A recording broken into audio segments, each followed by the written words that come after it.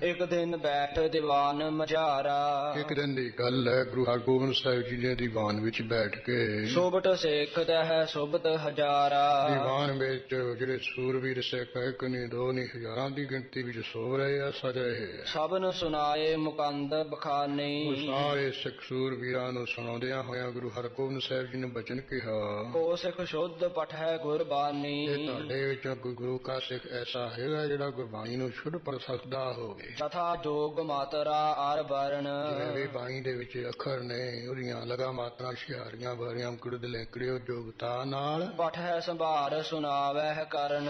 ਇਹ ਇਸ ਤਰ੍ਹਾਂ ਹੈ, ਜਿਵੇਂ ਲਗਾ ਮਾਤਰਾ ਹੁਸ਼ਿਆਰੀਆਂ ਹੈ ਤੇ ਅੱਖਰ ਹੈ, ਉਹਨਾਂ ਦੇ ਲਾ ਲਾ ਕੇ ਫੇਰ ਉਹਨੂੰ ਕਹਿੰਦੇ ਬਾਣੀ ਨੂੰ ਪੜ੍ਹੇ ਸੰਭਾਲ ਕੇ।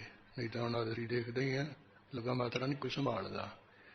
ਦੇਖ ਲਓ ਵੀ ਹੁੰਦਾ ਤਗਾਵਾ ਦਲਾਈਆਂ ਲੱਗੀਆਂ ਤੇ ਕਹਿੰਦੇ ਗਾਵੇ ਕੋ ਤਾਣ, ਸਾਰੇ ਲਾ ਲਾਉਣਗੇ ਗਾਵਾ ਦਲਾਈਆਂ ਕੋਈ ਨਹੀਂ ਲਾਉਂਦਾ ਇੱਥੇ। ਜਿਹਨੇ ਆਪੇ ਪੜ੍ਹਦੇ ਨੇ ਆਪੇ ਸੰਥਿਆ ਕਰਦੇ ਆ, ਆਪੇ ਪੜਾਖੂ ਹੈ, ਇਹਨਾਂ ਨੂੰ ਦਲਾ ਤਾਂ ਆਉਂਦੀ ਨਹੀਂ ਕਿਸੇ ਨੂੰ। ਤੇ ਜੇ ਕੋਈ ਸਿਹਾਰੀ ਲੱਗੀ ਹੈ ਉੱਥੇ ਵੀ ਸਿਹਾਰੀ ਦੀ ਆਵਾਜ਼ ਨਹੀਂ ਪੜ੍ਹਦੇ, ਉੱਥੇ ਵੀ ਲਾਈ ਲਈ ਜਾਂਦੇ। ਜਿੱਥੇ ਔਂਕੜ ਹੈ ਉੱਥੇ ਘੋੜਾ ਲਾਉਣਗੇ, ਜਿੱਥੇ ਮਰਜ਼ੀ ਸੁਣ ਲਿਓ। ਸੁਣਿਆ ਹਾਥ ਹੋਵੇ ਸਗਾ, ਉੱਥੇ ਔਂਕੜ ਹੈ ਨਾ, ਔਂਕੜ ਦੀ ਆਵਾਜ਼ ਲੱਗੂ ਹੈ। ਜੇ ਸੁਣੋਗੇ ਤੁਸੀਂ ਔਂਕੜ ਦੇ ਸੁਣਿਆ ਹਾਥ ਹੋਵੇ ਸਗਾ ਹੋ, ਘੋੜਾ ਲਾਈ ਜਾਣਗੇ। ਕੋਈ ਕਿਸੇ ਨੂੰ ਪਤਾ ਨਹੀਂ ਵੀ ਲਗਾ ਮਾਤਰਾ ਕੀ ਹੈ, ਇਹਨਾਂ ਦਾ ਉਚਾਰਨ ਕਿਹੋ ਜਿਹਾ। ਉਹ ਤਾਂ ਬਹੁਤ ਤਕੜਾ ਹੈ, ਮੱਥਾ ਮਾਰਨਾ ਪੈਂਦਾ, ਬਹੁਤ ਅਭਿਆਸ ਕਰਨਾ ਪੈਂਦਾ ਲਗਾ ਮਾਤਰਾ ਨੂੰ ਸ਼ੁੱਧ ਰੂਪ ਵਿੱਚ ਪੜ੍ਹਨ ਵਾਸਤੇ। ਹੁਣ ਜੇ ਅਸੀਂ ਘਰੇ ਵਿੱਚ ਬੈਠੇ ਪਾਠ ਕਰਦੇ ਹਾਂ, ਨਿਰਾ ਹੀ ਗਲਤ ਕਰਦੇ ਨੇ। ਕਈ ਪਾਠੀਆਂ ਦਾ ਵੀ ਹਾਲ ਇਹੋ ਜਿਹੀ ਹੈ। ਇੱਕ ਵਾਰੀ ਜੱਥਾ ਹਜ਼ੂਰ ਸਾਹਿਬ ਚਲਿਆ ਗਿਆ, 1973 ਦੀ ਗੱਲ ਹੈ। ਮਾਤਰ ਵੀ ਵਿਦਿਆਰਥੀ ਰੂਪ ਵਿੱਚ ਹੀ ਪੜ੍ਹ ਰਿਹਾ ਸਾਰੀਆਂ ਮੋਹਨ ਸਿੰਘ ਨਾਲ। 18 ਦਿਨ ਉੱਥੇ ਜੱਥਾ ਰਿਹਾ ਸੀ। ਇੱਕ ਗ੍ਰੰਥੀ ਕਹਿੰਦਾ ਵੀ ਮੈਂ ਕਹਿੰਦੇ ਪ੍ਰਧਾਨ ਸਰ ਸੰਥਿਆ ਕਰਨੀ ਹੈ, ਇਸ ਲਈ 17-18 ਦਿਨਾਂ ਵਿੱਚ ਰਹਿਣਾ ਇੱਥੇ, ਤੁਹਾਡੇ ਵਿੱਚੋਂ ਕੋਈ ਮੈਨੂੰ ਸੰਥਿਆ ਕਰਾ ਦੂ। ਉਸੇ ਕਹਿਣ ਲੱਗੇ ਵੀ ਇੰਨੇ ਚਿਰ ਤੋਂ ਨਹੀਂ ਇਹ ਸੰਥਿਆ ਹੁੰਦੀ, ਇਹ ਤਾਂ ਸਾਲ 2 ਸਾਲ ਲੱਗ ਜਾਂਦੇ ਜੇ ਚੰਗਾ ਸਿਆਣਾ ਹੋਵੇ। ਕਹਿੰਦਾ ਮੈਨੂੰ 14 ਸਾਲ ਹੋ ਗਏ ਪਾਠ ਕਰਦੇ ਨੂੰ, ਤੇ ਮੈਂ ਤਾਂ ਸੁਣਾਉਣਾ ਹੀ ਹੈ। ਉਸੇ ਕਹਿੰਦਾ ਵੀ ਇਹ 14 ਸਾਲ ਜਿਹੜਾ ਗਲਤ ਪੜ੍ਹਦਾ ਰਿਹਾ, ਇਹ ਵੀ ਝੜਦੇ ਕੀਤਾ ਨਹੀਂ, ਫਿਰ ਸੁਰ ਪੜ੍ਹਦਾ ਤੂੰ ਇਹ ਨਹੀਂ ਛੱਡਦਾ, ਪੱਕ ਗਿਆ ਤੇਰਾ ਗਲਤ। ਕਹਿੰਦਾ ਗਲਤ ਕੀ ਪੱਕ ਗਿਆ ਮੇਰੇ ਤੋਂ ਸੁਣ ਲਓ ਤੁਸੀਂ। ਉਹ ਮਾਤਰ ਵੀ ਖੜੋਤਾ ਸੀ। ਉਸੇ ਕਹਿੰਦਾ ਵੀ ਚੰਗਾ ਸੁਣਾ, ਫਿਰ ਪਹਿਲਾਂ ਤਾਂ ਮੁੱਢੇ ਹੀ ਸੁਣਾ ਜਪਜੀ ਸਾਹਿਬ ਸ਼ੁਰੂ ਕਰ। ਉਹ ਕਹਿੰਦਾ 21 ਓਂਕਾਰ। ਸਾਰੇ ਸਿੰਘ ਹੱਸਦੇ, ਕਹਿੰਦੇ 21 ਓਂਕਾਰ ਤਾਂ ਕੋਈ ਪਾਠ ਹੀ ਨਹੀਂ ਹੈ। 21 ਓਂਕਾਰ ਕੀ ਹੁੰਦਾ? ਲੈ 14 ਸਾਲ ਤੂੰ ਇਹ 21 ਓਂਕਾਰ ਗਲਤ ਪੜ੍ਹਦਾ ਰਹੇ, ਦੇਖ ਲੈ 14 ਦਿਨ ਲੱਗ ਜਾਣਗੇ ਘੱਟੋ ਘੱਟ ਤੇਰੇ 21 ਓਂਕਾਰ ਨੂੰ ਸੋਚਦੇ, ਬਾਕੀ ਤਾਂ ਰਹੀ ਗੱਲ ਵੱਖਰੀ। ਕਹਿੰਦਾ ਇਹ ਕੀ ਹੈ? 21 ਓਂਕਾਰ ਨਹੀਂ? ਕਹਿੰਦਾ ਨਹੀਂ, ਇਹਦਾ ਉਚਾਰਨ ਤਾਂ ਇੱਕ ਓਂਕਾਰ ਹੈ, ਨਾ ਇਹਦਾ ਏਕ ਓਂਕਾਰ ਹੈ ਨਾ ਇੱਕ ਓਂਕਾਰ ਹੈ, ਇੱਕ ਹੋਰ ਵੀ ਵਿੱਚ ਲਾਣਾ ਹੈਗਾ। ਉਹ ਕਹਿੰਦੇ ਨਹੀਂ, ਭਾਰ ਨਹੀਂ ਕਹਿਣੀ ਚਾਹੀਦੀ, ਇੱਕ ਓਮ ਸਤਨਾਮ ਕਰਤਾ ਪੁਰਖ। ਕਹਿੰਦੇ ਘਰ ਤਾਂ ਕਿਤੇ ਲਿਖਿਆ ਹੀ ਨਹੀਂ ਹੈ, ਇਸ ਕਰਕੇ ਓਮ ਕਰਨਾ ਚਾਹੀਦਾ। ਤੇ ਜੇ ਭਲਾ ਉਹਨਾਂ ਨੂੰ ਪੁੱਛ ਲੈ ਵੀ ਮੁਰੇ ਏਕਾ ਲਾਇਆ ਇੱਥੇ ਕਿਹੜਾ ਇੱਕ ਲਿਖਿਆ ਹੈ, ਇਹਨੂੰ ਅਸੀਂ ਇੱਕ ਕਹਿੰਦੇ ਹਾਂ। ਕੋਈ ਉਹ ਆਪਣੀ ਬੋਲੀ ਅਨੁਸਾਰ ਇਕੱਤਵ ਕਹਿ ਦੇਣਗੇ। ਇਸ ਤਰ੍ਹਾਂ ਬਾਕੀ ਜਿਹੜੇ ਇੰਗਲਿਸ਼ ਵਾਲੇ ਉਹ ਕੋਈ ਆਪਣੀ ਬੋਲੀ ਅਨੁਸਾਰ ਕਹਿ ਦੇਣਗੇ। ਯਾਨੀ ਪੰਜਾਬੀ ਵਿੱਚ ਗੁਰਮੁਖੀ ਵਿੱਚ ਜਿੱਥੇ ਇੱਕ ਹੈ ਉਹਦਾ ਉਚਾਰਨ ਇੱਕ ਹੈ, ਤੇ ਜਿੱਥੇ ਦੂਆ ਅੰਕ ਹੈ ਉਹਦਾ ਉਚਾਰਨ 2 ਹੈ। ਤੇ ਸੰਸਕ੍ਰਿਤ ਵਾਲੇ ਕਹਿਣਗੇ ਦਵੈ ਜਾਂ ਦਵਈ। ਇਸੇ ਤਰ੍ਹਾਂ ਜਿੱਥੇ ਅਸੀਂ ਪੰਜਾਬੀ ਵਿੱਚ ਤੀਆ ਉਹਨੂੰ 3 ਆਖਾਂਗੇ, ਉਹ ਤ੍ਰੈ ਜਾਂ ਤਰੀ ਕਹਿਣਗੇ। ਉਹ ਭਾਸ਼ਾ ਅਨੁਸਾਰ ਉਹਦਾ ਉਚਾਰਨ ਹੈ। ਹੁਣ ਦੇਖ ਲਓ ਜਿਹੜੀ ਉੱਪਰ ਕਾਲੀ ਹੈ ਨਾ, ਲਕੀਰ ਦੀ ਕੱਢੀ ਹੋਈ ਹੈ ਚੰਦਰਾਕਾਰ ਵਰਗੀ, ਉਹਦਾ ਉਚਾਰਨ ਕਾਰ ਹੈ। ਉੱਤੇ ਜਿਹੜੀ ਲਕੀਰ ਜੀ ਹੈ ਨਾ ਚੰਦਰ ਵਰਗੀ ਟੇਢੀ ਜੀ, ਉਹਦਾ ਉਚਾਰਨ ਉਹ ਜਿਵੇਂ ਇੱਕ ਇਹਦਾ ਉਚਾਰਨ ਇੱਕ ਹੈ। ਉਹ ਜਿਹੜਾ ਖੁੱਲੇ ਮੂੰਹ ਵਾਲਾ ਓੜਾ ਹੈ ਉਹਦਾ ਉਚਾਰਨ ਓੰਗ, ਉਹ ਹੋੜੇ ਦੀ ਆਵਾਜ਼ ਟਿੱਪੀ। ਅੱਗੇ ਜਿਹੜੀ ਲਕੀਰ ਹੈ ਚੰਦਰਾਕਾਰ ਵਾਲੀ, ਉਹਦਾ ਉਚਾਰਨ ਕਾਰ ਹੈ। ਹੈ ਤਾਂ ਹੈ ਇੱਕ ਓੰਕਾਰ ਸਤਨਾਮ ਕਰਤਾ ਪੁਰਖ। ਇਹ ਅੱਗੇ ਜਿਹੜਾ ਸਤਨਾਮ ਹੈ ਹੁਣ ਹੈ ਤਾਂ ਵੱਖਰਾ, ਥੋੜਾ ਜਿਹਾ ਕੱਸ ਕੇ। ਤੇ ਸਾਡੇ ਪੱਕੇ ਸਤਨਾਮ ਜਿੰਨੇ ਮਰਜ਼ੀ ਵੇਖ ਲਓ ਤੁਸੀਂ, ਸਾਰੇ ਸਤਨਾਮ ਵੱਖਰਾ ਵੱਖਰਾ ਨਹੀਂ ਕੋਈ ਕਹਿੰਦਾ, ਸਾਰੇ ਕਹਿੰਦੇ ਸਤਨਾਮ। ਉਹਦਾ ਅਰਥ ਹੁਣ ਸਤ ਦਾ ਵੱਖਰਾ, ਨਾਮ ਦਾ ਵੱਖਰਾ ਹੈ। ਸਤ ਜਿਹੜਾ ਸਦਾ ਹੈ, ਨਾਸ ਨਾ ਹੋਵੇ। ਨਾਮ ਜਿਹੜਾ ਹੈ ਉਹਦਾ ਅਰਥ ਹੈ ਮੈਂ ਸਾਰੇ ਪ੍ਰਸਿੱਧ ਹੋਵੇ, ਪ੍ਰਗਟ ਹੋਵੇ, ਮਸ਼ਹੂਰ ਹੋਵੇ। ਇਸ ਤਰ੍ਹਾਂ ਫਿਰ ਅੱਗੇ ਜਿੱਥੇ ਆ ਜਾਂਦਾ ਸਹਿਬ ਭੰਗ, ਉਹ ਤਾਂ ਫਿਰ ਸਾਡੇ ਹੋਰ ਹੀ ਭੰਗਿਆ ਹੋਇਆ ਸਹਿਬ ਭੰਗ ਕਹਿੰਦੇ ਨੇ ਸਾਰੇ, ਅਜੀ ਤਾਂ ਮਰਜ਼ੀ ਸੁਣ ਲਿਓ, ਹੈ ਗੱਗਾ ਗੁੱਗਾ ਉੱਥੇ ਮਗਰ ਕਿਤੇ ਨਹੀਂ ਹੈ, ਪਰ ਚਾਰਨ ਸਾਰਿਆਂ ਦੇ ਪੱਕਿਆ ਸਹਿਬ ਭੰਗ। ਇਸੇ ਤਰ੍ਹਾਂ ਜਿੱਥੇ ਕੋਈ ਉੱਪਰ ਅੱਖਰ ਵਿੱਚ ਟਿੱਪੀ ਆ ਜਾਂਦੀ ਉੱਥੇ ਵੀ ਅਸੀਂ ਨਾਲ ਗੱਗੇ ਲਾਈ ਜਾਂਦੇ।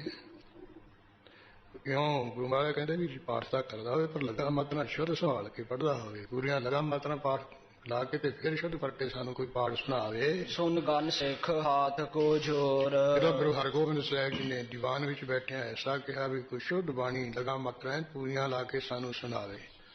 ਸਿੱਖਾਂ ਨੇ ਸੁਣ ਕੇ ਹੱਥ ਜੋੜੇ ਹਨ। ਕਹੈ ਗੁਰੂ ਹਮ ਤੁਮਰੇ ਜੋਰ। ਲਗੇ ਗੁਰੂ ਹਰਗੋਬਿੰਦ ਸਾਹਿਬ ਮਹਾਰਾਜ ਤੁਹਾਡੇ ਬਲ ਨਾਲ ਨਿਤ ਹੀ ਪਾਠ ਕਰਹਿ ਗੁਰਬਾਣੀ।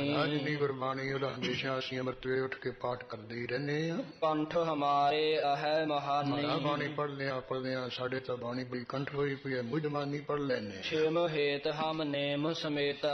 ਸਾਡਾ ਕਲਿਆਣ ਹੋਵੇ, ਸਾਨੂੰ ਸਾਡੀ ਮੁਕਤੀ ਹੋ ਜਾਏ। ਮੁਕਤੀ ਕਲਿਆਣ ਦੇ ਵਾਸਤੇ ਹਮੇਸ਼ਾ ਬੜੇ ਨੇਮ ਨਾਲ ਜਾਨੀ ਨਿਯਮ ਨਾਲ ਹਮੇਸ਼ਾ ਰਟ ਹੈ ਪ੍ਰੇਮ ਤੇ ਕਟ ਹੈ ਕੋਹੇਤਾ। ਪ੍ਰੇਮ ਨਾਲ ਅਸੀਂ ਪੜ੍ਹਦੇ ਹਾਂ, ਜਿਸ ਕਰਕੇ ਖੋਟਾ ਹੇਤ ਜਿਹੜਾ ਖੋਟਾ ਕਾਰਨ ਹੈ ਉਹ ਕੀ ਵਿਕਾਰ ਹੈ। ਜਿਹੜੇ ਵਿਕਾਰ ਰੂਪੀ ਖੋਟੇ ਹਨ ਨਾ ਕਾਰਨ ਉਹਨਾਂ ਨੂੰ ਇਹ ਵੀ ਕੱਟ ਦੇਵੇ ਬਾਣੀ। ਸੁਨ ਪੁਨ ਗੁਰੂ ਭੰਨਿਓ ਹੈ ਨੀਕੀ। ਗੁਰੂ ਮਹਾਰਾਜ ਨੇ ਸੁਣ ਕੇ ਗਿਆ ਜਿਹੜਾ ਤੁਸੀਂ ਅੰਮ੍ਰਿਤ ਵੇਲੇ ਉੱਠ ਕੇ ਬਾਣੀ ਪੜ੍ਹਦੇ ਹੋ ਤੇ ਬਹੁਤ ਚੰਗੀ ਗੱਲ ਹੈ। ਗੁਰਬਾਣੀ ਸੰਗ ਪ੍ਰੀਤੀ ਹੀ ਕੀ। ਜਿਹੜੇ ਤੁਹਾਡੇ ਹਿਰਦੇ ਦੀ ਪ੍ਰੀਤੀ ਗੁਰਬਾਣੀ ਦੇ ਨਾਲ ਆ ਵੀ ਅੰਮ੍ਰਿਤ ਵੇਲੇ ਤੁਸੀਂ ਬਹੁਤੀ ਬਾਣੀ ਕਰਦੇ, ਜਵਾਨੀ ਕੀਤੀ ਹੈ, ਕੰਠੀ ਕੀਤੀ ਹੈ ਤਾਂ ਬਹੁਤ ਚੰਗੀ ਗੱਲ ਹੈ ਤੁਹਾਡੇ ਲਈ। ਤੋ ਸਿੱਖ ਜੋ ਹੋਏ ਬੁੱਧਵੰਤਾ। ਤਾਂ ਵੀ ਤੁਹਾਡੇ ਵਿੱਚੋਂ ਜਿਹੜਾ ਗੁਰੂ ਕਾ ਸਿੱਖ ਜ਼ਿਆਦਾ ਬੁੱਧੀਵਾਨ ਹੋਵੇ, ਜ਼ਿਆਦਾ ਸਿਆਣਾ ਹੋਵੇ। ਕਰਤ ਪ੍ਰੇਮ ਲਖ ਸ਼ੁੱਧ ਪਠੰਤਾ। ਕਹਿੰਦਾ ਪ੍ਰੇਮ ਕਰਕੇ ਤੇ ਐਨ ਸ਼ੁੱਧ ਪੜ੍ਹਨਾ ਜਾਣਦਾ ਹੋਵੇ। ਸੋ ਅਬ ਸਨਮੁਖ ਤਿਰ ਹੈ ਹਮਾਰੇ। ਉਹ ਵੀ ਸ਼ੁੱਧ ਬਾਣੀ ਪੜ੍ਹਨ ਵਾਲਾ ਸਾਡੇ ਸਾਹਮਣੇ ਹੋ ਕੇ ਬੈਠ ਜਾਏ। ਜਪਜੀ ਪਾਠ ਕਰਹਿ ਨਿਰਧਾਰੇ। ਚੰਗੀ ਤਰ੍ਹਾਂ ਨਿਰਣਾ ਕਰਕੇ ਜਪਜੀ ਦਾ ਸ਼ੁੱਧ ਪਾਠ ਪੜ੍ਹਨਾ ਕਰੇ। ਸ਼ੁੱਧ ਸੁਨਾਏ ਰਿਝਾਵਹਿ ਮੋਹੀ। ਗੁਰੂ ਹਰਗੋਬਿੰਦ ਸਾਹਿਬ ਜੀ ਕਹਿਣ ਲੱਗੇ ਵੀ ਸ਼ੁੱਧ ਬਾਣੀ ਦਾ ਪਾਠ ਕਰਕੇ ਸਾਨੂੰ ਖੁਸ਼ ਕਰੇ। ਮਨ ਬਾਂਛਤ ਫਲ ਪ੍ਰਾਪਤ ਉਹ ਹੋਈ। ਸ਼ੁੱਧ ਬਾਣੀ ਸੁਣਾਉਣ ਵਾਲੇ ਨੂੰ ਜੋ ਮਨ ਵਿੱਚ ਆਉਂਦਾ ਉਹ ਫਲ ਪ੍ਰਾਪਤ ਹੋਵੇਗਾ ਸਾਡੇ ਕੋਲੋਂ। ਨਹਿ ਅਦੇ ਵਸਤੂ ਪੁੰਨ ਕੌਨ। ਮਹਾਰਾਜ ਕਹਿੰਦੇ ਵੀ ਜਿਹੜਾ ਸ਼ੁੱਧ ਬਾਣੀ ਦਾ ਪਾਠ ਸੁਣਾਏਗਾ ਐਸੀ ਕੋਈ ਵਸਤੂ ਨਹੀਂ ਹੈ ਜਿਹੜੀ ਅਸੀਂ ਉਸ ਨੂੰ ਨਾ ਦੇ ਸਕੀਏ। ਜਿਮ ਚਾਹਤ ਹਮ ਦਹਿ ਤੌਨ। ਇਹ ਸ਼ੁੱਧ ਬਾਣੀ ਵਾਲਾ ਪੜ੍ਹਨਾ ਚਾਹੁੰਦਾ ਹੈ ਉਹੀ ਅਸੀਂ ਉਹਨੂੰ ਦੇ ਦਿਆਂਗੇ। ਇਸ ਬਿਦ ਪੁੰਨ ਜਪ ਸਤਿਗੁਰ ਕਹਿਓ। ਇਸ ਤਰ੍ਹਾਂ ਜਦੋਂ ਹਰਗੋਬਿੰਦ ਸਾਹਿਬ ਮਹਾਰਾਜ ਨੇ ਦੀਵਾਨ ਵਿੱਚ ਬੈਠਿਆਂ ਕਿਹਾ ਵੀ ਕੋਈ ਸ਼ੁੱਧ ਬਾਣੀ ਪੜ੍ਹ ਕੇ ਸੁਣਾਵੇ ਸਾਨੂੰ। ਸਭਨ ਵਿਚਾਰ ਗੁਰੂ ਰੁਖ ਲਹਿਓ।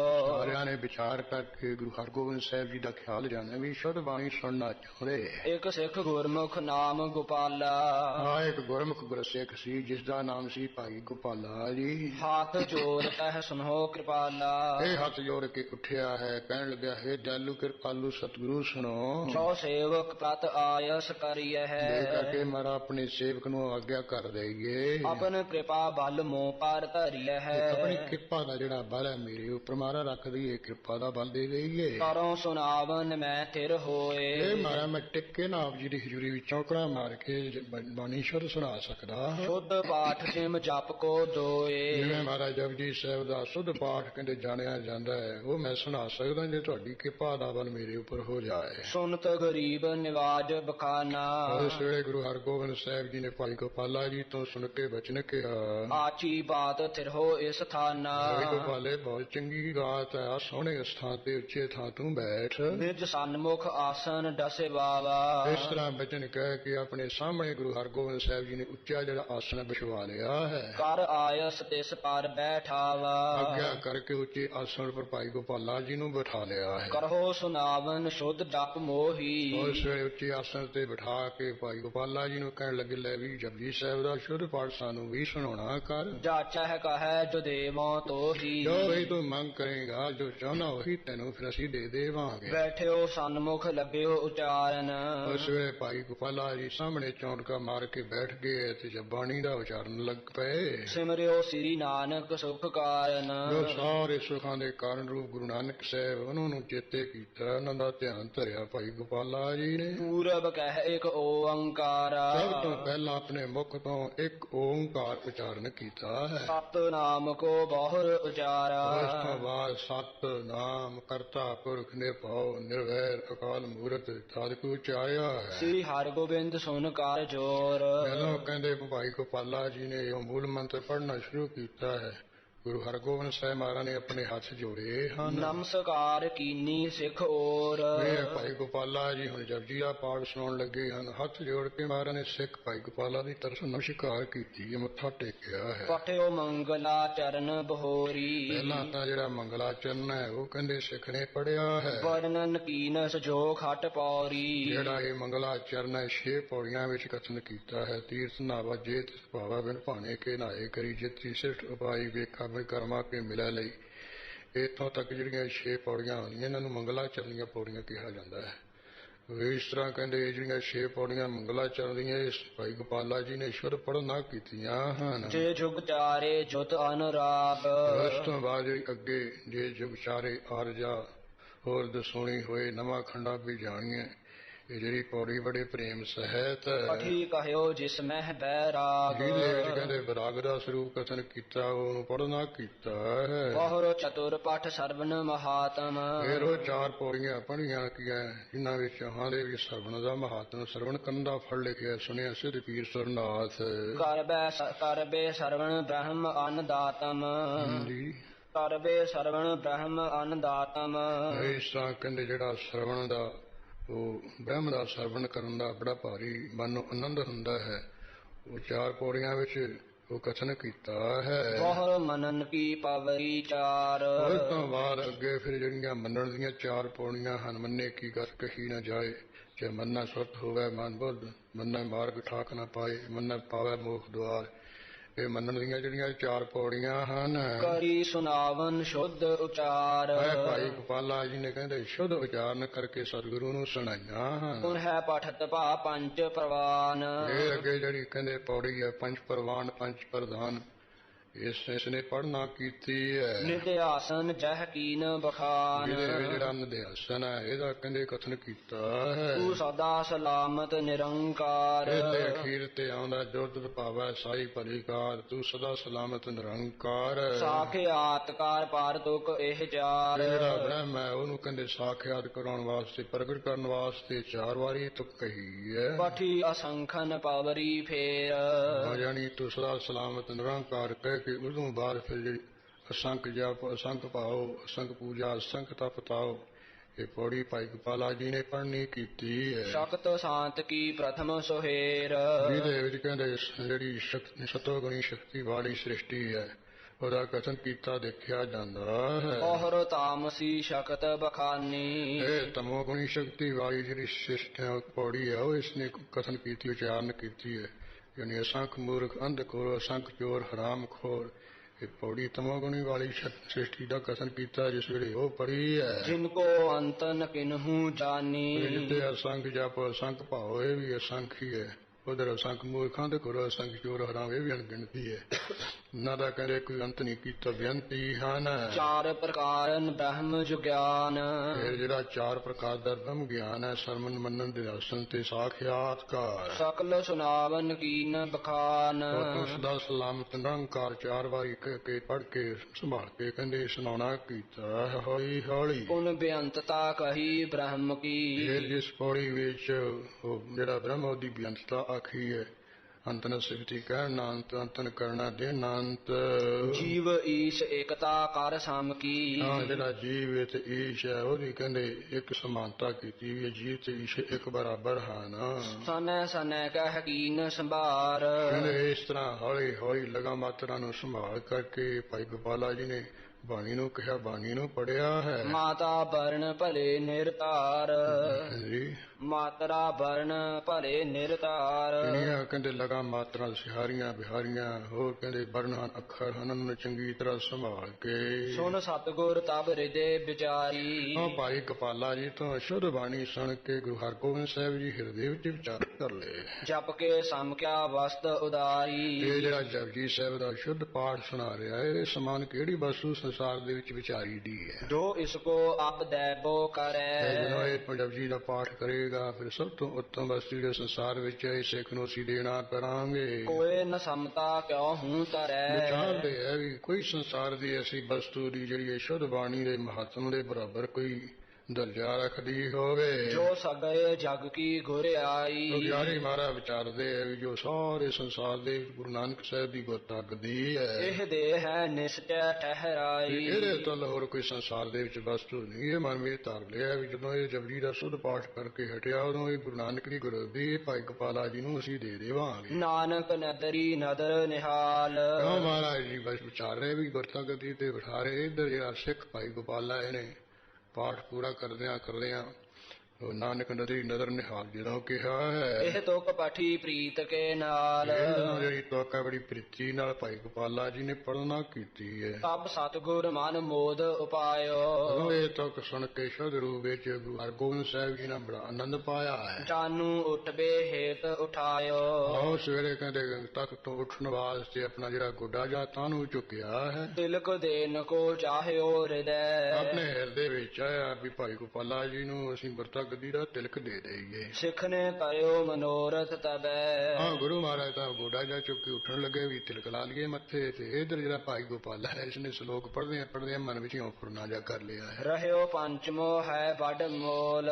ਪਵਨ ਗੁਰੂ ਪਾਣੀ ਪਿਤਾ ਮਾਤਾ ਧਰਤ ਮਾਈ ਇਹਨਾਂ ਨਾਲੇ ਕਹਿੰਦਾ ਵੀ ਜਿਹੜਾ ਪੰਜਵਾਂ ਘੋੜਾ ਤਵੇਲੇ ਵਿੱਚ ਖੜੋਤਾ ਰਹਿ ਗਿਆ। ਸੋ ਮੈਂ ਲਿਓ ਗੁਰੂ ਤੇ ਬੋਲ। ਕਹਿੰਦੇ ਗੁਰੂ ਮਹਾਰਾਜ ਦੇ ਕੋਲ ਬਚਨ ਕਰਕੇ ਵੀ ਉਹ ਪੰਜਵਾਂ ਘੋੜਾ ਮੈਂ ਲਵਾਂਗਾ। ਜੀਨ ਸਮੇਤ ਪਾਏ ਕਰ ਸੋਊ। ਕਹਿੰਦੇ ਕਾਟੀ ਕੁੱਟੀ ਪਾ ਕੇ ਚੰਗੀ ਤਰ੍ਹਾਂ ਸ਼ਿੰਗਾਰ ਸ਼ਕੂਰ ਕੇ ਜਦੋਂ ਤਿਸੀ ਪਰ ਮਨ ਮੁਦ ਹੋਊ। ਮੈਂ ਘੋੜੇ ਉੱਪਰ ਪਲਾਕੀ ਮਾਰ ਕੇ ਚੜਾਂਗਾ। ਮਨ ਵਿੱਚ ਬੜਾ ਆਨੰਦ ਹੋਵੇਗਾ। ਅਸ ਅਸਵ ਪਰ ਹੋਵਨ ਇਹੋ ਅਸਵਾਰ। ਜਿਹਾ ਪੁਰਨਾ ਕਰਿਆ ਸ਼ਲੋਕ ਪੜਦਾ ਕਹਿੰਦੇ ਇਹੋ ਜਿਹੇ ਘੋੜੇ ਉੱਪਰ ਜਿਹੜਾ ਕਹਿੰਦੇ ਚੜਨਾ ਹੈ ਨਾ ਪਾਏ ਪ੍ਰੀਤੀ ਪਰ ਸੁਰਗ ਬਹਾਰ। ਇਹ ਤਾਂ ਰਿਹਾ ਧਰਤੀ ਉੱਪਰ ਕਹਿੰਦੇ ਸੁਰਗਾਂ ਦਾ ਸੁਖੋਣਾ ਸੁਰਗਾਂ ਦਾ ਆਨੰਦ ਮਾਣਨਾ। ਜਿਸ ਕੋ ਦੇਖ ਸਿਹਾਵਤ ਨੈਣ। ਇਹ ਜਿਹੜਾ ਪੰਜਵਾਂ ਘੋੜਾ ਖੜੋਤਾ ਨਾ ਤੇ ਬਾਲੇ ਵਿੱਚ ਉਹਨੂੰ ਦੇਖ ਦੇਖ ਕੇ ਤਾਂ ਨੇਤਰੀ ਠੰਡੇ ਠਾਰ ਹੁੰਦੇ। ਸੋ ਮੋਕਹ ਗੁਰ ਕਰ ਹੈ ਦੈਨ। ਜਦੋਂ ਜਪਜੀ ਦਾ ਪਾਠ ਮੈਂ ਪੂਰਾ ਕਰ ਦਿੱਤਾ ਗੁਰੂ ਮਹਾਰਾਜ ਕਹਿਣਗੇ ਮੰਗ ਵੀ ਮੰਗ ਤੇ ਮੈਂ ਸਤਿਗੁਰੂ ਦੇ ਕੋਲੋਂ ਪੰਜਵਾਂ ਘੋੜਾ ਲੈ ਲਵਾਂਗਾ। ਉਹ ਦੇ ਦੇਣਗੇ। ਮੁਖ ਮੰਗਿਓ ਦੈ ਹੈ ਕਹਿ ਲੀਨ। ਕਿਉਂਕਿ ਇਹ ਤਾਂ ਗੁਰੂ ਮਹਾਰਾਜ ਨੇ ਮੁਖੋਂ ਪਹਿਲਾਂ ਹੀ ਕਹਿ ਲਿਆ ਵੀ ਜਿਹੜਾ ਸੁਧ ਪਾਠ ਸੁਣਾਏਗਾ ਉਹਨੂੰ ਮੂੰਹ ਮੰਗਿਆ ਸੀ ਦੇਵਾਂਗੇ। ਦੇਵ ਮਨੋਰਥ ਕੋ ਮਨ ਕੀਨ। ਇਸ ਤਰ੍ਹਾਂ ਪਵਨ ਗੁਰੂ ਪਾਣੀ ਪਿਤਾ ਸ਼ਲੋਕ ਪੜ੍ਹਦਿਆਂ ਮਨ ਵਿੱਚ ਫੁਰਨਾ ਜਾ ਕਰ ਲਿਆ ਹੈ। ਜਬ ਹੈ ਪਿਖਿਓ ਗੁਰ ਚਰਨ ਉਠਾਇਓ। ਜਦੋਂ ਭਾਈ ਗੋਪਾਲਾ ਨੇ ਇਹ ਸ਼ਲੋਕ ਪੜ੍ਹਦਿਆਂ ਵੇਖਿਆ ਵੀ ਗੁਰੂ ਮਹਾਰਾਜ ਨੇ ਤੇ ਆਪਣੇ ਚਰਨਿਆਂ ਚੁੱਕ ਲਿਆ ਹੈ। ਪ੍ਰਭ ਮਾਇਆ ਨੈ ਤਬ ਵਿੱਚ ਲਾਇਓ। ਪਰਮੇਸ਼ਰ ਦੀ ਮਾਇਆ ਐਸੀ ਬਲਵਾਲੀ ਹੈ ਉਹਨੇ ਮਨ ਪਰਮਾ ਦਿੱਤਾ ਹੈ। ਸਮਝੋ ਹਿਰਦੇ ਗੁਰੂ ਅਬ ਚੱਲੈ। ਉਹ ਮਨ ਨੇ ਮਾਇਆ ਨੂੰ ਮਨ ਨੂੰ ਪਰਮਾ ਦਿੱਤਾ ਹੈ। ਇਹਨੇ ਮਨ ਵਿੱਚ ਇਉਂ ਸਮਝਿਆ ਵੀ ਗੁਰੂ ਮਹਾਰਾਜ ਤਾਂ ਉੱਠ ਕੇ ਚੱਲ ਹੀ ਰਹੇ। ਸੁਨ ਹੈ ਸ਼ਲੋਕ ਨਾ ਸਭ ਫਲ ਫਲੈ। ਇਉਂ ਰਹਿੰਦਾ ਇਹਨਾਂ ਨੇ ਪਵਨ ਗੁਰੂ ਪਾਣੀ ਵਾਲਾ ਸ਼ਲੋਕ ਸੁਣਨਾ ਨਹੀਂ ਹੈ। ਜਦੋਂ ਸ਼ਲੋਕ ਹੀ ਨਹੀਂ ਸੁਣਿਆ ਤੇ ਫਿਰ ਜਿਹੜਾ ਫਲ ਹੈ ਉਹਨੇ ਕੀ ਫੜਨਾ ਉਹ ਫਲ ਮੈਨੂੰ ਕੀ ਮਿਲਣਾ ਹੈ। ਬਿਫਲ ਮਨੋਰਥ ਹੋਵਤ ਦੀਖਾ। ਹਾਂ ਭਾਈ ਗੋਪਾਲਾ ਜੀ ਨੇ ਦੇਖਿਆ ਵੀ ਮੇਰਾ ਮਨ ਤਾਂ ਜਿਹੜਾ ਮੇਰਾ ਫੁਰਨਾ ਉਹ ਤਾਂ ਨਿਸ਼ਫਲ ਹੋਇਆ ਤੇ ਸਿਰਿਆ ਵੀ ਮੇਰਾ ਫੁਰਨਾ ਤਾਂ ਨਹੀਂ ਹੁੰਦਾ। ਮੈਨੂੰ ਘੋੜਾ ਤਾਂ ਮਿਲਣਾ ਨਹੀਂ ਹੈ। ਰਹਿਓ ਛੂਛ ਮੈਂ ਪ੍ਰਥਮ ਸਰੀਖਾ। ਪਹਿਲਾਂ ਮੈਨੇ ਖਾਲੀ ਖੁੱਲੀ ਸੀ ਇਸ ਤਰ੍ਹਾਂ ਬਾਅਦ ਵਿੱਚ ਵੀ ਮੈਂ ਖਾਲੀ ਰਹਿ ਗਿਆ। ਕੋਈ ਨਹੀਂ ਮਿਲਣਾ। ਗੁਰੂ ਦਾ ਉੱਠ ਕੇ ਚੱਲ ਤੁਰੇ। ਲਖ ਉਰ ਕੀ ਗੁਰ ਅੰਤਰ ਜਾਮੀ। ਗੁਰੂ ਹਰਗੋਬਿੰਦ ਸਾਹਿਬ ਅੰਤਰ ਜਾਮੀ ਹਿਰਦੇ ਦੀ ਜਾਣ ਕੇ ਭਾਈ ਗੋਪਾਲਾ ਦੀ ਬੋਲੇ ਕਹਾ ਕੀਨ ਤੈ ਕਾਮੀ। ਜਦੋਂ ਇਹ ਪੂਰਾ ਸ਼ਲੋਕ ਜਿਹਾ ਪੜ ਚੁੱਕਿਆ ਤੇ ਉਦੋਂ ਮਹਾਰਾਜ ਕਹਿੰਦੇ ਉਹ ਭਾਈ ਗੋਪਾਲਾ ਤੂੰ ਇਹ ਕੀ ਮਾੜਾ ਕੰਮ ਕੀਤਾ। ਬਿਨਾ ਮਨੋਰਥ ਜਪਜੀ ਸਾਰੋ। ਇਹ ਮਨ ਦੇ ਵਿੱਚ ਫੁਰਨੇ ਉਠਾਏ ਤੋਂ ਬਗੈਰ ਸਾਰਾ ਇਹ ਜਪਜੀ ਸਾਹਿਬ ਇੱਕ ਮਨ ਹੋ ਕੇ ਪੜਦਾ ਹੁੰਦਾ। ਪੂਰਬ ਸਮਝੇ ਸਕਲ ਉਚਾਰੋ। ਪਹਿਲਾਂ ਤੂੰ ਅਫਰ ਹੋ ਕੇ ਐਨ ਪੂਰੀਆਂ ਲਗਾ ਮਾਤਰਾ ਲਾ ਕੇ ਉਚਾਰਨ ਕੀਤਾ ਸੀ ਉਹ ਪੂਰਾ ਕਰ ਜਾਂਦਾ। ਸ੍ਰੀ ਨਾਨਕ ਗਾਦੀ ਵਡਿਆਈ। ਦੇਖ ਲਾ ਭਾਈ ਗੋਪਾਲਾ ਜੀ ਜੋ ਗੁਰੂ ਨਾਨਕ ਸਾਹਿਬ ਦੀ ਗੁਰਤਾ ਗੱਦੀ ਦੀ ਵਡਿਆਈ ਹੈ। ਸਾਗਰੇ ਜਗ ਕੀ ਬਾਰ ਗੁਰਿਆਈ। ਇਹ ਸੰਸਾਰ ਦੀ ਬੜੀ ਸ੍ਰੇਸ਼ਟ ਗੁਰਿਆਈ ਹੈ। ਸੋ ਹਮ ਦੈਨ ਉੱਠਤ ਇਸ ਸਮੇਂ। ਉਹ ਗੁਰਿਆਈ ਗੱਦੀ ਤੈਨੂੰ ਦੇਣ ਵਾਸਤੇ ਅਸੀਂ ਇਸ ਸਮੇਂ ਉੱਠ ਰਹੇ ਸੀ। ਜਿਸ ਕੇ ਅਗਰ ਤ੍ਰਿਲੋਕੀ ਨਮੇ। ਇਸ ਗੁਰੂ ਨਾਨਕ ਦੀ ਗੁਰਤਾ ਗੱਦੀ ਦੇ ਤਿੰਨਾਂ ਲੋਕਾਂ ਦੇ ਸਾਰੇ ਝੁਕਦੇ ਹਨ। ਕਹਾਂ ਕਰਹਿ ਬਸ ਤੋਹਿ ਨ ਕੋਈ। ਪਰ ਇਹ ਕੀ ਕਰੀਏ ਭਾਈ ਗੋਪਾਲਾ ਤੇਰੇ ਵਸ ਦੀ ਵੀ ਕੋਈ ਗੱਲ ਨਹੀਂ ਹੈ। ਜਹਾਂ ਉਚਿਤ ਹੋਏ ਪਹੁੰਚੈ ਸੋਈ। ਕਿਉਂਕਿ ਜਿੱਥੇ ਗੁਰੂ ਨਾਨਕ ਦੇ ਗੱਦੀ ਨੇ ਪੁੱਜਣਾ ਹੈ ਉੱਥੇ ਇਹਨੇ ਪਹੁੰਚ ਜਾਣਾ ਤੇ ਬਸ ਦੀ ਗੱਲ ਨਹੀਂ ਹੈ। ਜਿਸ ਕਰਕੇ ਫੁਰਨਾ ਉੱਠ ਖਲੋਤਾ। ਅਬ ਵੀ ਧਨ ਜਨਮ ਤੁਮ ਭਇਓ। ਚੰਗਾ ਭਾਈ ਗੋਪਾਲਾ ਜੀ ਤੂੰ ਸ਼ੁੱਧ ਪਾਠ ਸੁਣਾਇਆ ਹੁਣ ਵੀ ਤੇਰਾ ਮਨੁੱਖਾ ਜਨ ਧੰਤਾ ਯੋਗ ਹੋ ਗਿਆ। ਜਨਮ ਮਰਨ ਦੁੱਖ ਸਭ ਮਿਟ ਗਇਓ। ਸਾਰਾ ਕਹਿੰਦੇ ਬਈ ਤੇਰਾ ਜਿਹੜਾ ਜੰਮਣ ਤੇ ਮਰਨ ਦਾ ਦੁੱਖ ਹੈ ਉਹ ਅੱਜ ਤੋਂ ਖਤਮ ਹੋ ਗਿਆ। ਤੂੰ ਜੰਮਣ ਸਮੇਂ ਨਹੀਂ ਔਖਾ ਹੋਵੇਗਾ ਮਰਨ ਸਮੇਂ ਦੋਵੇਂ ਦੁੱਖ ਖਤਮ ਹੈ। ਕਰਿਓ ਮਨੋਰਥ ਜੋ ਅਬ ਜਿਸੈ। ਜਿਹੜਾ ਬਈ ਤੂੰ ਸ਼ਲੋਕ ਪੜ੍ਹਦਿਆਂ ਆਪਣੇ ਮਨ ਵਿੱਚ ਫੁਰਨਾ ਕੀਤਾ ਹੋ ਵੀ ਲੈ ਲੈ। ਸੋ ਲੀਜੋ ਨਹਿ ਬਿਲ ਮੋਹ ਜੈਸੇ। ਕਹਿੰਦੇ ਉਹ ਤੂੰ ਲੈ ਲਾ ਜਿਸ ਤਰ੍ਹਾਂ ਕੋਈ ਦੇਰੀ ਨਹੀਂ ਹੋਵੇਗੀ। ਕਹਿ ਕਰ ਸੋ ਘੋਰਾ ਮੰਗਵਾਇਓ।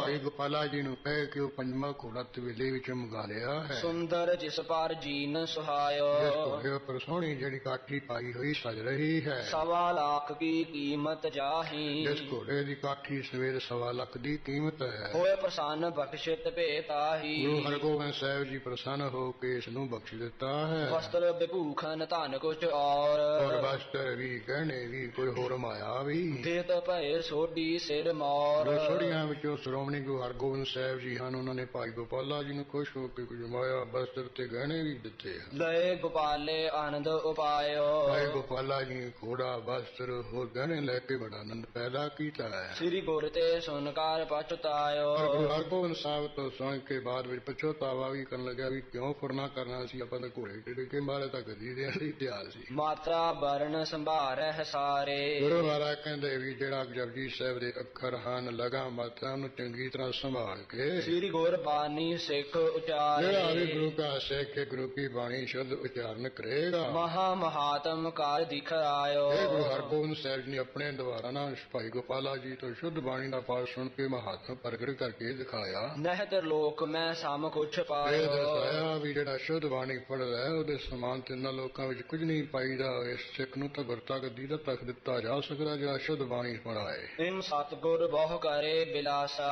ਗੁਰੂ ਹਰਗੋਬਿੰਦ ਸਾਹਿਬ ਜੀ ਨੇ ਇੱਥੇ ਰਹਿੰਦਿਆਂ ਬਹੁਤ ਹੀ ਕੁਝ ਕੀਤੇ ਹਨ। ਕਨੇ ਸੁਬਟ ਰਾਖੈ ਨਿਜ ਪਾਸਾ। ਬਹੁਤੇ ਜਿਹੜੇ ਸੂਰ ਵੀ ਆਪਣੇ ਕੋਲ ਰੱਖਦੇ ਹਨ। ਤੁਰੰਗ ਵਿਕਨ ਆਵੈ ਸੋ ਲੇਤ। ਜਿਹੜਾ ਕੋਈ ਸੁਦਾਗਰ ਘੋੜਾ ਲੈ ਕੇ ਵੇਚਣ ਲਈ ਆਉਂਦੇ ਹਨ ਉਹ ਮਾਰਾ ਲੈ ਲੈਂਦੇ ਹਨ। ਸੈਨਾ ਮਹਿ ਵਰਤਾਏ ਸੁਦੇਤ। ਉਹ ਸਾਰੇ ਘੋੜੇ ਖਰੀਦ ਕੇ ਜਿਨ੍ਹਾਂ ਸੂਰਵੀਰਾਂ ਦੇ ਜੰਗਲ ਦੇ ਵਿੱਚ ਘੋੜੇ ਮਰ ਗਏ ਸੀ ਸਾਰਿਆਂ ਨੂੰ ਮਾਰਾ ਵਰਤਾ ਕੇ ਦੇਈ ਜਾਂਦੇ। ਕਿਉਂ ਫੇਰ ਦੁਬਾਰਾ ਤੀਸਰੇ ਜੰਗ ਯੁੱਧ ਲਈ ਫੌਜ ਤਿਆਰ ਕਰੀ ਜਾ ਰਹੇ ਹੈ। ਕਿਉਂ ਇਹ ਆਖਰੀ ਜਿਹੜਾ ਸ੍ਰੀ ਹਰਗੋਬਿੰਦਪੁਰੇ ਸਾਹਿਬ ਦਾ ਜਪਜੀ ਦੇ ਸ਼ੁੱਧ ਪਾਠ ਪੜ੍ਹਨ ਵਾਲਾ ਪ੍ਰਸੰਗ ਹੈ। ਪਰ ਅੰਮ੍ਰਿਤ ਕੇ ਸੁਣਿਆ ਹੈ। ਅੱਗੇ ਜਿਵੇਂ ਪ੍ਰਸੰਗ ਆਏਗਾ ਉਹ ਜਿਸ ਤਰ੍ਹਾਂ ਵੀ ਆਏਗਾ ਆਪਾਂ ਸਰਵਣ ਕਰਕੇ ਲਾਹਾ ਲਾਂਗੇ। ਹੁਣ ਇੱਥੇ ਹੀ ਆਪਾਂ ਸਮਾਪਤੀ ਕਰੀਏ। ਇਮ ਸਤਿਗੁਰ ਬਹੁ ਕਰੇ ਬਿਲਾਸਾ। ਕਨੇ ਸੁਬਟ ਰਾਖੈ ਨਿਜ ਪਾਸਾ। ਤੁਰੰਗ ਬਿਕਨ ਆਵੈ ਸੋ ਲੇਤ। ਸੈਨਾ ਮਹਿ ਵਰਤਾਏ ਸੁਦੇਤ। ਵਾਹਿਗੁਰੂ ਜੀ ਕਾ ਖਾਲਸਾ ਵਾਹਿਗੁਰੂ ਜੀ ਕੀ ਫਤਿਹ। ਗੁਰੂ ਨਾਨਕ ਅੰਗਦ ਗੁਰੂ ਅਮਰਦਾਸ ਪਦਵੰਦ।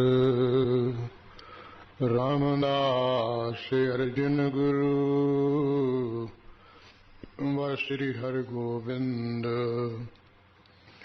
ਹਰਿ ਰਾਏ ਹਰਿ ਕ੍ਰਿਸ਼ਨ ਗੁਰੂ ਤੇਗ ਬਹਾਦਰ ਚੰਦ। ਦਸਵੇਂ ਗੋਬਿੰਦ ਸਿੰਘ ਗੁਰੂ ਨਮੋ ਚਰਨ ਅਰਵਿੰਦ। ਸ਼੍ਰੀ ਗੁਰ ਸ਼ਬਦ ਕਮਾਏ ਜਨ ਜੀਤੇ ਪੰਚ ਵਿਕਾਰ। इन संतन को वंदना सिर चरणन परतार। एक अंकारा सतगुरु तिह प्रसाद सच होए। वाहिगुरु जी की फतेह विघ्न विनाशन सोए। वाहिगुरु जी की फतेह विघ्न विनाशन सो।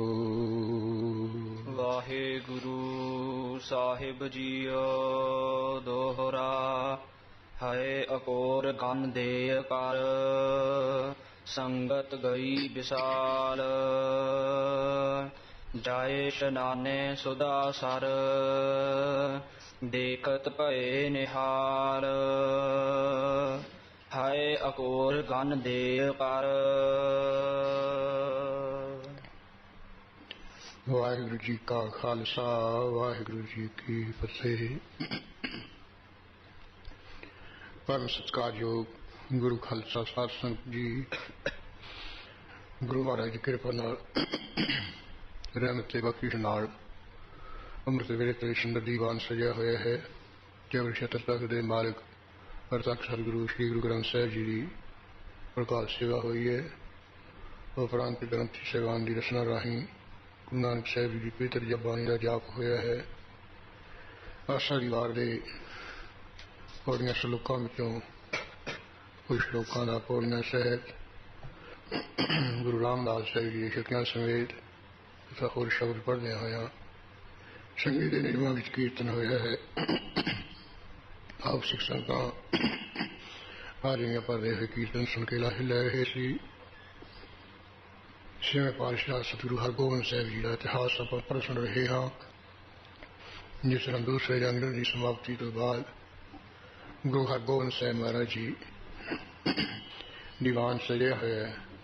ਆਪ ਜੀ ਨੇ ਦੀਵਾਨ ਵਿੱਚ ਬੈਠਿਆਂ ਬਚਨ ਕੀਤਾ ਵੀ ਤੁਹਾਡੇ ਵਿੱਚੋਂ ਕੋਈ ਐਸਾ ਗੁਰੂ ਕਾ ਸਿੱਖ ਸੇਵਕ ਹੈ ਜੋ ਸਾਨੂੰ ਸ਼ੁੱਧ ਬਾਣੀ ਦਾ ਪਾਠ ਸਰਵਣ ਕਰਾਏ ਸੁਣਾਏ, ਜੋ ਵੀ ਸ਼ੁੱਧ ਬਾਣੀ ਦਾ ਪਾਠ ਸਾਨੂੰ ਸੁਣਾਏਗਾ, ਜੋ ਮੰਗੇਗਾ ਉਹੀ ਦੇਵਾਂਗੇ। ਉਸ ਵੇਲੇ ਸਿਆਣੇ ਗੁਰਸਿੱਖ ਬੋਲੇ ਕਿ ਮਹਾਰਾਜ ਆਪ ਜੀ ਦੀ ਕਿਰਪਾ ਨਾਲ ਮਤੇ ਵੇਲੇ ਇਸ਼ਨਾਨ ਤੋਂ ਬਾਅਦ ਅਸੀਂ ਬੇਨਤੀ ਬਾਣੀ ਪੜ੍ਹਦੇ ਹਾਂ। ਸੋ ਇਸ ਤਰ੍ਹਾਂ ਸ਼ਾਮ ਦੇ ਸਮੇਂ ਵੀ ਗੁਰਬਾਣੀ ਦਾ ਪਾਠ ਕਰਦੇ ਰਹਿੰਦੇ ਹਾਂ। ਗੁਰੂ ਮਹਾਰਾਜ ਕਹਿੰਦੇ ਵੀ ਠੀਕ ਹੈ, ਬਾਣੀ ਬਹੁਤ ਪੜ੍ਹਨੀ ਚਾਹੀਦੀ ਹੈ, ਪਰ ਸ਼ੁੱਧ ਪੜ੍ਹਨੀ ਚਾਹੀਦੀ ਹੈ। ਤੁਹਾਡੇ ਵਿੱਚੋਂ ਜਿਹੜਾ ਗੁਰਬਾਣੀ ਸ਼ੁੱਧ ਪੜ੍ਹ ਸਕਦਾ ਹੈ ਨਾ, ਸ਼ੁੱਧ ਸੁਣਾ ਸਕਦਾ, ਉਹ ਸੁਣਾਵੇ। ਫਿਰ ਭਾਈ ਗੋਪਾਲਾ ਜੀ ਗੁਰੂ ਹਰਗੋਬਿੰਦ ਸਾਹਿਬ ਮਹਾਰਾਜ ਦੀ ਹਜ਼ੂਰੀ ਵਿੱਚ ਹੱਥ ਜੋੜ ਕੇ ਖੜਿਆ ਹੋ ਗਏ, ਕਹਿਣ ਲੱਗੇ ਮਹਾਰਾਜ ਜੀ ਆਪ ਜੀ ਦੀ ਆਗਿਆ ਹੋਵੇ ਤੇ ਆਪ ਕਿਰਪਾ ਕਰੋ, ਫਿਰ ਦਾਸ ਬਾਣੀ ਦਾ ਪਾਠ ਸੁਣਾ ਸਕੇਗਾ। ਗੁਰੂ ਹਰਗੋਬਿੰਦ ਸਾਹਿਬ ਜੀ ਨੇ ਆਪਣੇ ਸਾਹਮਣੇ ਇੱਕ ਸੰਗਠਨ ਸਜਾ ਲਿਆ, ਬਣਵਾ ਲਿਆ ਹੈ। ਗੁਰਬਾਣੀ ਦਾ ਅਦਬ ਸਤਿਕਾਰ ਸਿਖਾਉਂਦਿਆਂ ਹੋਇਆਂ ਭਾਈ ਗੋਪਾਲਾ ਜੀ ਨੂੰ ਆਪਣੇ ਨਾਲ ਉੱਚੇ ਸਿੰਘਾਸਣ ਤੇ ਬਿਠਾਇਆ ਹੈ। ਜਦੋਂ ਭਾਈ ਗੋਪਾਲਾ ਜੀ ਨੇ ਆਪਣੇ ਮੁਖ ਤੋਂ ਗੁਰੂ ਨਾਨਕ ਸਾਹਿਬ ਜੀ ਦਾ ਧਿਆਨ ਕਰਕੇ ਇੱਕ ਓੰਕਾਰ ਸਤਿਨਾਮ ਕਰਤਾ ਪੁਰਖ ਨਿਰਭਉ ਨਿਰਵੈਰ ਅਕਾਲ ਮੂਰਤ ਅਜੂਨੀ ਸੈਭੰ ਗੁਰ ਪ੍ਰਸਾਦ ਜਪ ਆਦਿ ਸੱਚ ਜੁਗਾਦ ਸੱਚ ਹੈ ਵੀ ਸੱਚ ਨਾਨਕ ਹੋਸੀ ਵੀ ਸੱਚ ਉਹ ਪੂਰਾ ਮੂਲ ਮੰਤਰ ਪੜ੍ਹ ਕੇ ਸੁਣਾਇਆ ਹੈ। ਗੁਰੂ ਹਰਗੋਬਿੰਦ ਸਾਹਿਬ ਜੀ ਨੇ ਗੁਰਬਾਣੀ ਦਾ ਸਰਵ ਸਤਿਕਾਰ ਕਰਦਿਆਂ ਹੋਇਆਂ ਉਹ ਭਾਈ ਗੋਪਾਲਾ ਜੀ ਵੱਲੋਂ ਸ਼ੀਸ਼ ਝੁਕਾ ਦਿੱਤਾ ਹੈ। ਇਹ ਬਾਣੀ ਦਾ ਸਤਿਕਾਰ ਹੈ ਤੇ ਪੜ੍ਹਨ ਵਾਲੇ ਦਾ ਹੈ, ਉਹ ਆਪ ਸਤਿਗੁਰੂ ਸਾਹਿਬ ਜੀ ਨੇ ਕਰਕੇ ਦਿਖਾਇਆ ਹੈ। ਫਿਰ ਸ਼ੁੱਧ ਬਾਣੀ ਪੜ੍ਹ ਰਿਹਾ ਹੈ, ਸਤਿਗੁਰੂ ਸੁਣ ਰਹੇ ਹੈ। ਜਦੋਂ ਸੰਪੂਰਨਤਾ ਦੇ ਨੇੜੇ ਚਲਿਆ ਗਿਆ, ਗੁਰੂ ਮਹਾਰਾਜ ਨੇ ਮਨ ਦੇ ਵਿੱਚ ਫਰਮਾਇਆ ਕੀਤਾ ਵੀ ਬਾਣੀ ਸ਼ੁੱਧ ਪੜ੍ਹ ਰਿਹਾ ਹੈ, ਇਹਦੇ ਇਵਜ ਵਿੱਚ ਕਿਹੜੀ ਬਖਸ਼ੀ ਇਹਨੂੰ ਬਖਸ਼ੀਏ। ਭਾਵੇਂ ਕਵੀ ਜੀ ਨੇ ਤਾਂ ਕੋਈ ਬਹੁਤਾ ਇਹਦੇ ਵਿੱਚ ਵਿਸਥਾਰ ਨਹੀਂ ਕੀਤਾ ਹੈ, ਪਰ ਹੋਰ ਇਤਿਹਾਸਾਂ ਵਿੱਚ ਥੋੜ੍ਹਾ ਜਿਹਾ ਜ਼ਿਆਦਾ ਨਿਰਣਾ ਹੈ ਵੀ ਖਿਆਲ ਕੀਤਾ ਵੀ ਆਹ ਦੁਨੀਆ ਦਾ ਰਾਜ ਭਾਗ ਇਹਨੂੰ ਬਖਸ਼ ਦੇਈਏ। ਫਿਰ ਖਿਆਲ ਆਇਆ ਵੀ ਇਹ ਰਾਜ ਭਾਗ ਵੀ ਜਦੋਂ ਸਰੀਰ ਨਹੀਂ ਰਹਿਣਾ ਤੇ ਰਾਜ ਭਾਗ ਕਿੱਥੇ ਰਹੂਗੇ, ਰਾਜ ਭਾਗ ਵੀ ਆਉਂਦੇ ਰਹਿੰਦੇ। ਤਪੋਂ ਰਾਜ ਤੇ ਰਜੋ ਨਰਕ ਤੇ ਲੱਤਾਂ ਕਰਕੇ ਰਾਜ ਭਾਗ ਆਉਂਦਾ ਹੈ। ਰਾਜ ਭਾਗ ਆਉਣ ਦੇ ਨਾਲ ਮਨੁੱਖ ਅਤਿਆਚਾਰ ਕਰਨ ਲੱਗ ਜਾਂਦਾ ਹੈ, ਗੁਨਾਹ ਪਾਪ ਕਰਨ ਲੱਗ ਜਾਂਦਾ, ਫਿਰ ਸਿੱਧਾ ਨਰਕ ਵਿੱਚ ਜਾਂਦਾ ਹੈ। ਇਹ ਵੀ ਨਾਸਵੰਤ ਵਸਤੂ ਹੈ।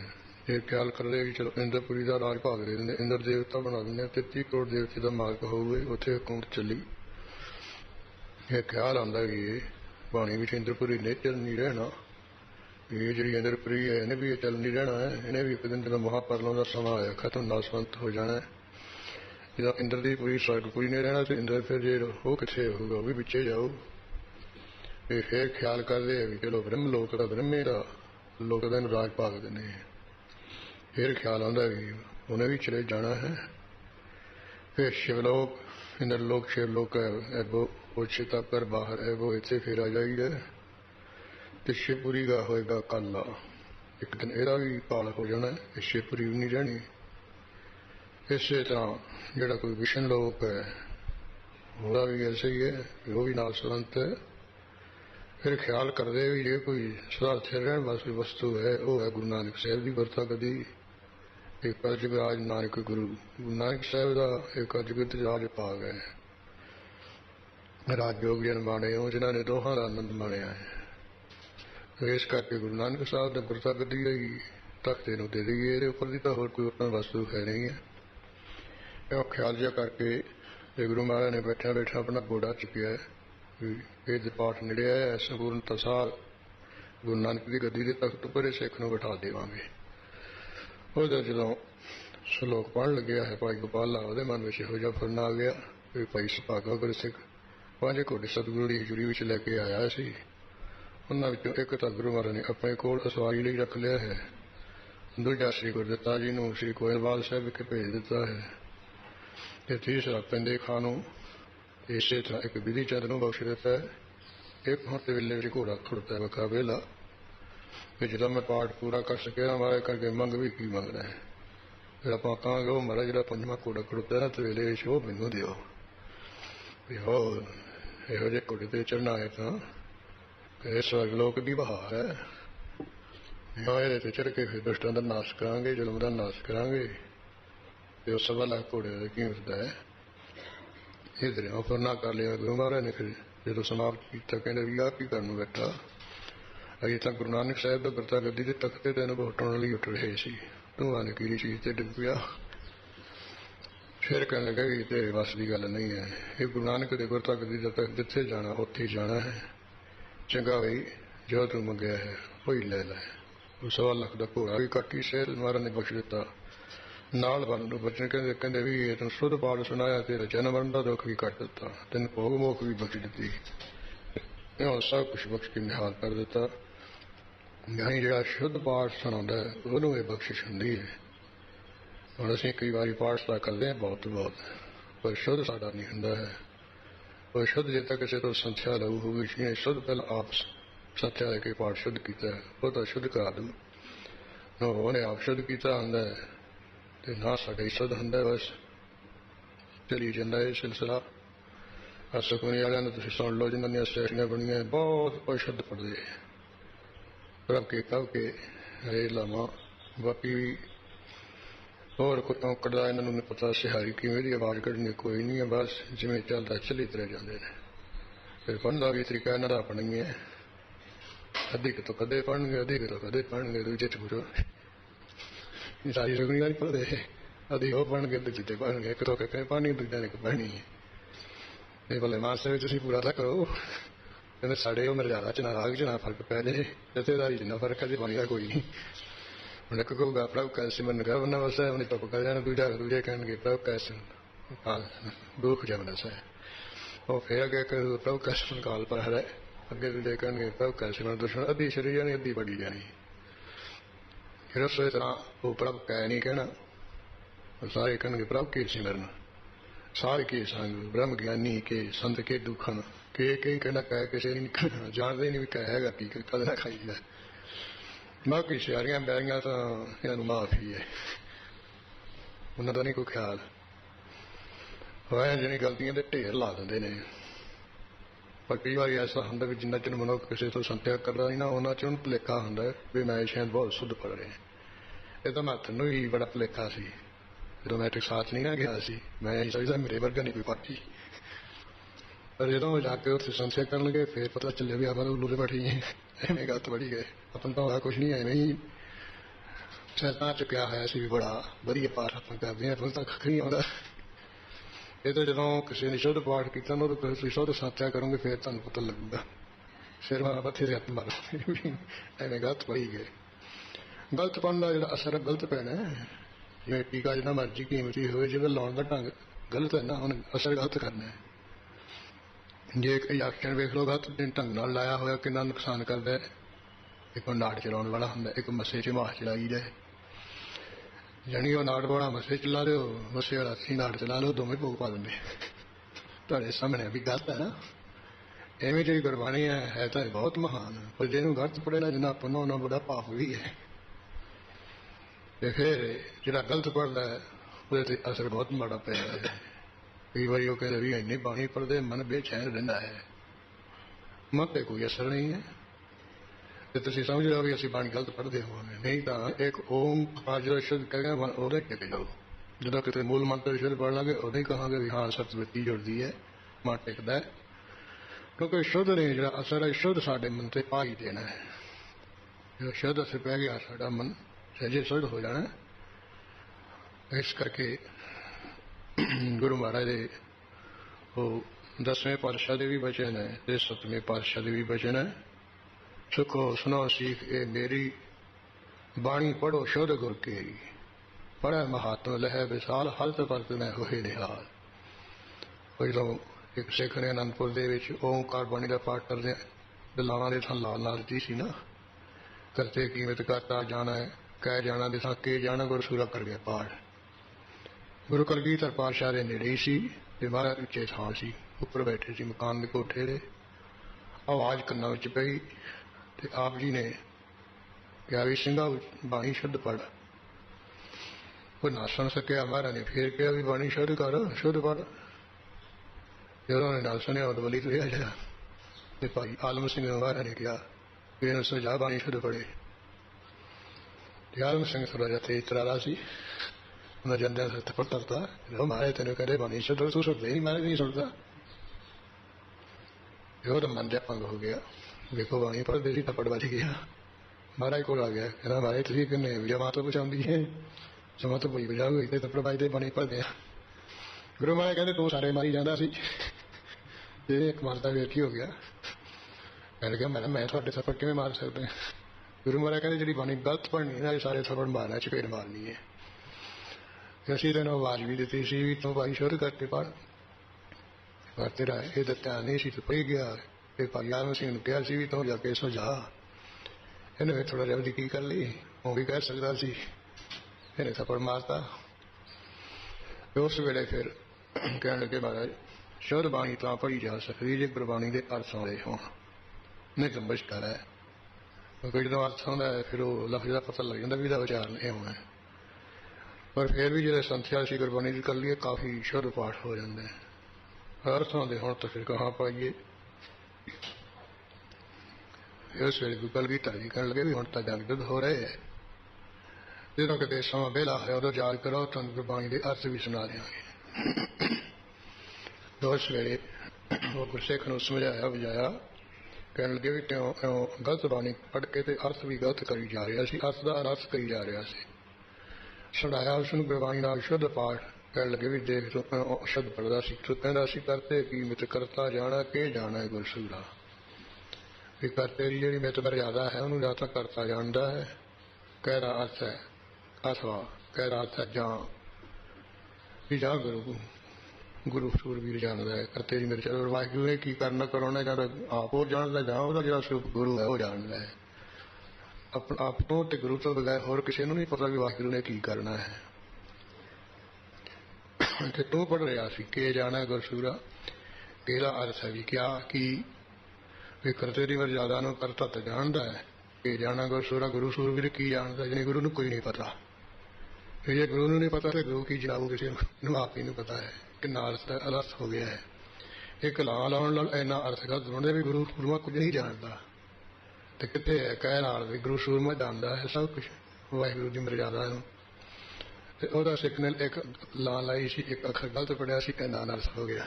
ਤੇ ਹੁਣ ਸਾਡਾ ਬਿਨਾਂ ਸੰਥਿਆ ਤੋਂ ਪੜ੍ਹ ਕਰਨ ਵਾਲੇ ਦਾ ਦੇਖ ਲਓ ਕੀ ਹਾਲ ਹੋਊਗਾ, ਸਾਡੇ ਕਿੰਨੇ ਕੁ ਵੱਜਣਗੇ। ਇਹ ਜਿੰਨੇ ਅਸੀਂ ਲਾਵਾਂ ਲਾਈਆਂ ਤਾਂ ਹੁਣ ਇੱਕ ਵੱਜਣਗੇ ਸਾਡੇ ਵੀ, ਇੱਥੇ ਨਹੀਂ ਵਜੇ ਅੱਗੇ ਜ਼ਰੂਰ ਵੱਧ ਜਾਣਗੇ। ਇਸ ਕਰਕੇ ਜਿੰਨੀ ਵੀ ਬਾਣੀ ਹੈ ਉਹ ਸਾਰੀ ਭਾਵੇਂ ਸ਼ੁੱਧ ਹੀ ਪੜ੍ਹਨੀ ਚਾਹੀਦੀ ਹੈ। ਜੇ ਸਾਡੇ ਨਹੀਂ ਸ਼ੁੱਧ ਤੇ ਸ਼ੁੱਧ ਕਰਾ ਲੈਣੀ ਚਾਹੀਦੀ ਸੰਥਿਆ ਕਰਕੇ। ਕਈ ਕਹਿੰਦੇ ਵੀ ਲਿਖੇ ਪਏ ਇਹ ਸ਼ੁੱਧ ਹੀ ਹੈ, ਨਹੀਂ ਉਹਦੇ ਜਦੋਂ ਅਸੀਂ ਸੰਥਿਆ ਕਰਾਂਗੇ ਫਿਰ ਸ਼ੁੱਧ ਆਊਗਾ। ਉਹ ਇੱਕ ਵਾਰ ਸ੍ਰੀ ਅੰਮ੍ਰਿਤਸਰ ਸਾਹਿਬ ਪਾਠ ਬੋਧ ਸਮਾਗਮ ਹੋਇਆ ਸੀ, ਉੱਥੇ ਉਹ ਸਿੰਘ ਦੱਸ ਰਿਹਾ ਸੀ, ਕਹਿੰਦਾ ਵੀ ਸੰਥਿਆ ਕੀਤੇ ਬਗੈਰ ਉਚਾਰਨ ਸ਼ੁੱਧ ਨਹੀਂ ਹੋ ਸਕਦਾ ਹੈ। ਅੱਖਰ ਭਾਵੇਂ ਅਸੀਂ ਪੂਰੇ ਲਾ ਜਾਈਏ ਪਰ ਉਚਾਰਨ ਗਲਤ ਹੋਊਗਾ। ਫਿਰ ਇੱਕ ਦੋ ਟੋਕਾਂ ਜੀਆਂ ਸੁਣਾਈਆਂ, ਕਹਿਣ ਲੱਗਿਆ ਵੀ ਵੇਖੋ ਬਾਣੀ ਵਿੱਚ ਆਉਂਦਾ ਹੈ ਕਾ ਕੀ ਮਾਈ ਕਾ ਕੋ ਬਾਪ ਨਾਮ ਤਾਂ ਰੀਕ ਝੂਠੇ ਸੰਸਾਰ, ਕਾ ਕੋ ਮਾਈ ਕਾ ਕੋ ਬਾਪ ਮੇਰਾ ਉਚਾਰਨ ਸ਼ੁੱਧ ਹੈ। ਤੇਰਾ ਅਰਥ ਵੀ ਹੈ ਵੀ ਕਾ ਕੀ ਮਾਈ ਮਾਂ ਜਿਹੜੀ ਹੈ ਕਿਹੜੀ ਹੈ, ਮਾਂ ਤੇਰੇ ਸਮੇਂ ਮਾਂ ਕੋਈ ਸਹਾਇਤਾ ਨਹੀਂ ਕਰਦੀ, ਤੇ ਪਿਓ ਵੀ ਕਿਸੇ ਦਾ ਕੀ ਸਹਾਇਤਾ ਕਰ ਲੈ। ਇਹ ਤਾਂ ਨਾਮ ਠੀਕ ਹੈ, ਸਾਰੇ ਸਾਗ ਸੰਬੰਧੀ ਛੁੱਟੇ ਮੂਟੇ ਐਵੇਂ ਕਹਿੰਦੇ। ਚਲੋ ਇਹਦਾ ਅਰਥ ਬਣ ਗਿਆ ਵੀ ਨਾ ਮਾਂ ਕਿਸੇ ਦੀ ਨਾ ਪਿਓ ਕਿਸੇ ਦਾ, ਤੇ ਪਤਨੀ ਕੋਈ ਮਾਂ ਪਿਓ ਦਾ ਨਹੀਂ ਸਹਾਇਤਾ ਕਰਦਾ ਹੈ। ਚਲੋ ਇੱਥੇ ਮਾਰਾ 2 ਰੁਪਈਆ ਦੇ ਦੂ, ਅੱਗੇ ਤਾਂ ਨਹੀਂ ਚੱਲੂ ਨਾਲ, ਇੱਥੇ ਸਾਰੇ ਰਹਿ ਜਾਂਦੇ, ਉੱਥੇ ਕੋਈ ਨਹੀਂ ਜਾਂਦਾ ਸਹਾਇਤਾ ਕਰਨ ਲਈ। ਮੇਰੇ ਸਾਰੇ ਬਾਣੀ ਸ਼ੁੱਧ ਦਾ ਪਾਠ ਕਾ ਕੀ ਮਾਈ ਕਾ ਕੋ ਬਾਪ ਕਰਨ ਨਾਲ ਅਰਥ ਸ਼ੁੱਧ। ਤੇ ਅੱਖਰ ਐਵੇਂ ਵੀ ਹੈ ਪੜ੍ਹਦੀ ਹੈ ਕਾਕੀ ਮਾਈ ਕਾਕੋ ਬਾਪ, ਕੀ ਬਣਿਆ ਅੱਖਰ ਤਾਂ ਪੂਰੇ ਲੱਗਿਆ ਨਾ ਵੀ ਕਾਕੀ ਮਾਈ ਮਾਂ ਕਾਕੀ ਹੈ, ਪਿਓ ਕਾਕਾ ਹੈ, ਇਹ ਯਾਦ ਸੁਣੇ ਨਾ ਕਿ ਕਾਕੀ ਮਾਈ ਮਾਂ ਕਾਕੀ ਪਿਓ ਕਾਕਾ विचार नहीं फर गया डैसरा के जे विचार करेंगे का की माई का को बाहर अर्थ भी मां किस दी है प्यो किस है कोई किसी का है ही नहीं सब अपो अपने मतलब ही है अंत दे वेले किसी का कोई सहायक नहीं है और साडे सामने है असीं टके तोड़ते हैं जितना आया तो गशी कहने जितना इधर चला जाया सारा नहीं तो कोई लगता है हमें दो चार दिखावा करके रोपे खड़े हो जाने बाकी तो नहीं सारे विचों नाल कोई जांदा ना प्यो ना मां ना होर कोई साख संगी इत्थे रहिंदे एवें झूठे है साख संगी पर इन्हों सारी जिंदगी अपनी है साढ़े कहता कहता ही मर जाता है इस तरह के उन्हें काफी तो खास सुनाइया सी देखो परहेज साहब जी का श्लोक विचों पढ़ाया तो फिर शादी करती कहते वेलो भी मैं भोला वा पग रमत मैली हो जाए ये पारसा शब्द है ना भी मैनू भुलेखा पगदा है भी मत्था टेकन लग्या कि धरती से लग के मिट्टी कट्टन नाल मेरी पग ना मैली हो जाए भी कई अं बड़े सस मारते पग ना मार के मिट्टी लग जाए मत्था टेकन लगे भी जानी पग बचाते है देखे लारू ना जानी भी सिरपी मिट्टी है जरा भुलिया हुआ जी मूर्ख है ये नहीं जानता है इतों तो पग तो मिट्टी लंदो चलता है मिट्टी ने सारे शरीर खाना है स्वाद बन के मिट्टी ची लगना सारा शरीर तू काला भुलेखा ये मिट्टी ना लग जाए तो लड़ना ही मिट्टी है रे साहब कहते भी तेन भुलेखा है भी पग ना मैली हो जाए वो टूटी वाली बनी होती ना लगती पूरे भी ना मैली हो जाए मिट्टी ना लग जाए कहते वे नहीं मूर्ख जानता भी तो सारा शरीर मिट्टी ने कहने ही रहना है कहते हम मैं भोला वा पगदा भी शुद्ध पाठ से शुद्ध हथ कर गया कहते दूजा जो आपे बने गनाती है उन्होंने सुन लो कहते मैं भोला बा पगदा अखर पूरे लाए